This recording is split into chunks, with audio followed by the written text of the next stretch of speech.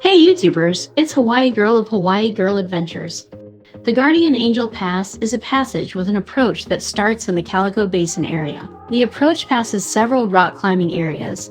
One of the most notable is this black varnish slab called Happy Acres. The passage is an unmaintained trail that is a scramble. It leads to a beautiful overlook of both Calico Basin and the Red Rock Canyon Scenic Loop Road. From this overlook, the trail continues west. Look carefully and you'll spot the Guardian Angel carved into a large sandstone. Several years ago, I solo hiked this loop trail. I scrambled up to the overlook, then down and around Calico Hills. I continued around the south end of Red Springs, finally ending my hike back at the parking lot. Have you also done this scrambly hike? Let me know in the comments below how you liked it and if you were able to find the Guardian Angel carving. And please like and subscribe to my channel. Aloha!